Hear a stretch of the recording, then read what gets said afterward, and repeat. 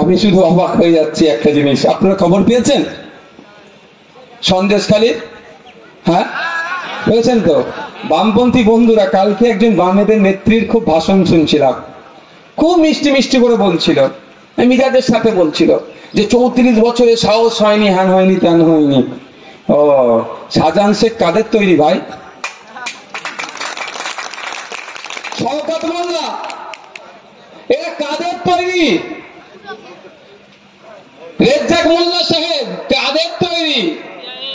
শুধু শাহজাহান শেখ শওকত মোল্লা এখন নতুন একটা সার্টিফিকেট পেয়েছে, কি নেতা হয়েছে। এটা শুধু এক্সট্রা জুড়েছে। সেই নেত্রীর উদ্দেশ্যে বলছি, আপনারাই তো হাতে করে শাহজাহান শেখকে তৈরি করেছিলেন ভোট লুটার জন্য। এখন আপনি শাহজাহানের বিরুদ্ধে বলছেন। শাহজাহানকে তৈরি যদি না করতেন আজকে এই দিন দেখতে হতো না, সন্দেশখালীর মায়ের সাথে অত্যাচার হতো না। দোষী তো আপনারা।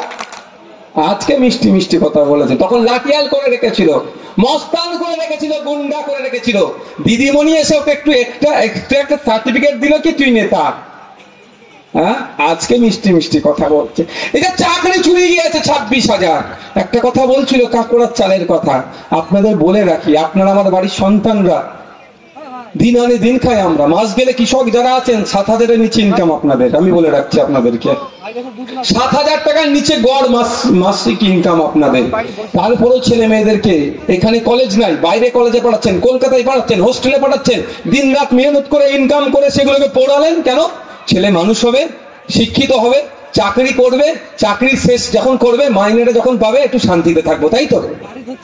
কেউ ভ্যান চালান, কেউ চা বিক্রেতা, কেউ সবজি বিক্রেতা, একটাই লক্ষ্য এটাই যে আমি ছেলে মেয়েগুলোকে একটু মানুষ করি কষ্ট করে, ওর মাইনে তামে চলবে সংসার। কিন্তু দুঃখের বিষয় এই তাহের সাহেবদের সরকারেরা, এই অভিষেক ব্যানার্জির সরকারেরা, এই মমতা ব্যানার্জির সরকারেরা কি করেছে? এই চাকরিগুলো বিক্রি করছে, মেয়েরাগুলোকে বিক্রি করেছে। তবে একটা কথা বলে রাখি আপনাদেরকে, এখানে চ্যালেঞ্জ করে বলছি আমি, সাহস থাকলে আমার চ্যালেঞ্জকে গ্রহণ করো।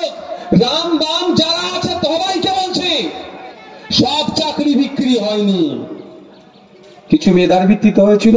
আজকে অপদার্থ রাজ্য সরকারকে বারবার এসএসসি কে কোর্ট বলেছিল কারা স্বচ্ছভাবে নিয়োগ করেছে তাদের লিস্ট দাও, সেগুলো বাদে যারা অস্বচ্ছতা অবৈধ পন্থা অবলম্বন করে হয়েছে তাদেরকে বাতিল করতো, কিন্তু রাজ্য সরকার সেটাকে দেয়নি।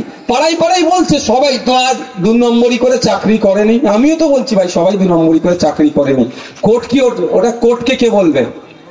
ওটা কে বলবে? রাজ্য সরকার তো তথ্যটা দিতে পারতো এসএসসি যে কাদের কাছ থেকে মাল নিয়ে চাকরি হয়েছে আর